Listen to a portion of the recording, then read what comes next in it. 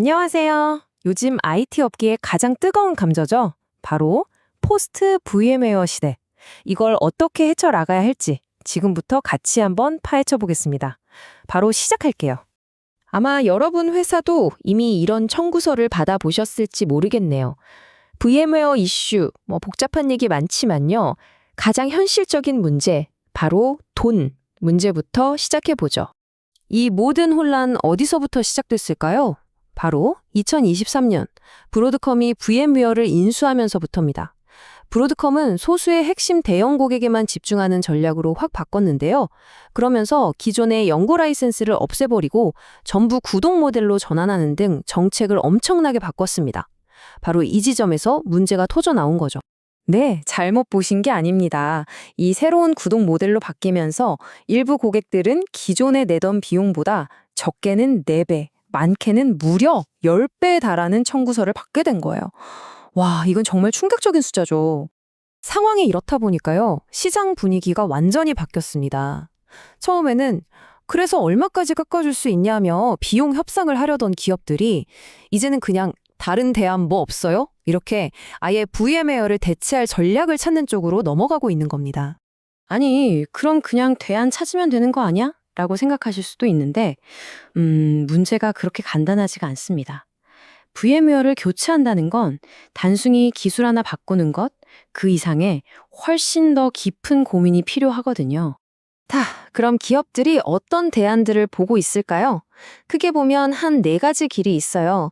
기존이랑 비슷한 다른 하이퍼바이저로 갈아타거나 아니면 요즘 대세인 컨테이너 기술을 도입하거나 그것도 아니면 아예 클라우드에 맞춰서 애플리케이션을 새로 짜거나 혹은 정말 중요한 핵심 시스템만 남겨두는 방식이죠. 여기서 하이퍼바이저, 말이 좀 어렵죠?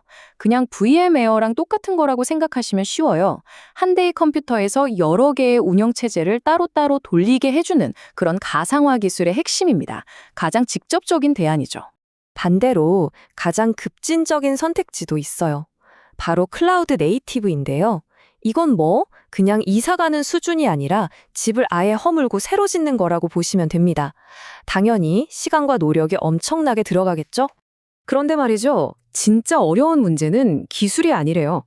베스핀 글로벌의 김동규님께서 정말 핵심을 짚어주셨는데 기술적인 대안은 얼마든지 있다. 그런데 만약에 시스템이 멈추면, 장애가 나면 그거 누가 책임질 거냐? 이거예요. 바로 이 책임 소재 문제가 가장 큰 벽이라는 겁니다. 바로 이 지점에서 우리는 이런 결론에 도달하게 됩니다. 정답은 하나가 아니다. 모든 회사의 사정이 다 다르잖아요. 그러니까 우리 회사에 맞는 맞춤형 전략이 필요하다는 게 베스핀 글로벌이 제시하는 핵심 접근법입니다. 그럼 우리 회사에 맞는 길은 어떻게 찾을까요? 자, 이 3가지 질문을 한번 스스로에게 던져보세요. 첫째, 이 업무가 우리 비즈니스에 얼마나 중요한가? 둘째, 이게 멈추면 회사가 얼마나 큰 타격을 입나? 그리고 마지막으로 이걸 감당할 우리 팀의 실력은 어느 정도인가? 이 답에 따라서 선택지가 완전히 달라져야 합니다. 이런 고민들을 종합해서 아주 현실적인 2가지 큰 길을 제안할 수 있습니다. 하나는 HPE 같은 상용 프라이빗 클라우드, 다른 하나는 오픈소스 솔루션. 이 둘은 용도가 완전히 달라요. 자, 이 2가지 길은 장단점이 아주 명확해요. 먼저 HPE 같은 솔루션은 안정성이 생명인 금융권이나 대기업의 핵심 시스템에 딱 맞죠. 왜냐? 하드웨어부터 소프트웨어, 그리고 제일 중요한 장애 나면 우리가 책임질게요 라는 서비스 수준 계약, 즉 SLA까지 모든 걸 다 책임져 주니까요. 반면에 오픈소스는 어떨까요? 일단 라이센스 비용이 싸니까 상대적으로 덜 중요하거나 개발, 테스트 환경에 한번 적용해보면서 경험을 쌓기에 아주 좋습니다. 비용 얘기도 안 할 수 없죠. 이거 한번 보세요. 실제로 외부 퍼블릭 클라우드에 매년 수십억씩 쓰던 회사가 있었어요. 그런데 HP 같은 자체 구축형 프라이빗 클라우드로 바꿨더니 5년 전체 비용을 따져보니까 글쎄 70% 이상을 아낄 수 있었다는 거예요.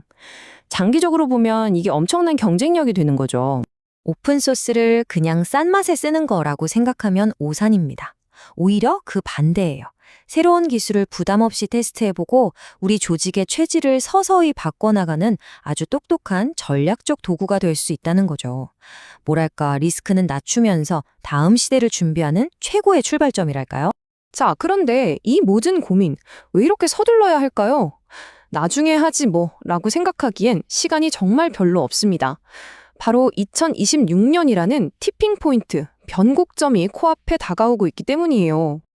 이 타임라인을 보시면 왜 급한지 딱 감이 오실 겁니다. 2023년에 브로드컴이 일수하면서 변화가 시작됐죠. 그리고 2026년, 이 해가 바로 검증의 해가 될 겁니다. 대부분의 기업들이 이때 본격적으로 대안 기술을 테스트해 볼 거란 말이죠. 왜냐? 바로 다음 해인 2027년에 인수 후에 어쩔 수 없이 맺었던 3년에서 5년짜리 계약들이 줄줄이 만료되거든요. 그때 가서 허둥지둥하면 이미 늦는다는 겁니다. 준비는 바로 지금부터 시작해야 해요. 결론적으로 업계의 큰 흐름, 큰 방향은 이미 정해졌다고 봐야 합니다. 그 길은 물론 복잡하고 어렵겠지만 목적지는 컨테이너와 클라우드라는 게 점점 더 분명해지고 있어요. 이제 중요한 건 남들 따라가는 게 아니라 우리 회사만의 속도와 계획을 찾는 겁니다. 자, 이제 마지막 질문을 여러분께 드립니다. 여러분 회사의 VM웨어 계약 2027년에 만료되시나요? 그렇다면 다가오는 2026년 이 검증의 해를 위한 계획 정말 다 세우셨습니까? 이제는 더 이상 고민만 할 때가 아닙니다. 행동으로 옮겨야 할 시간입니다.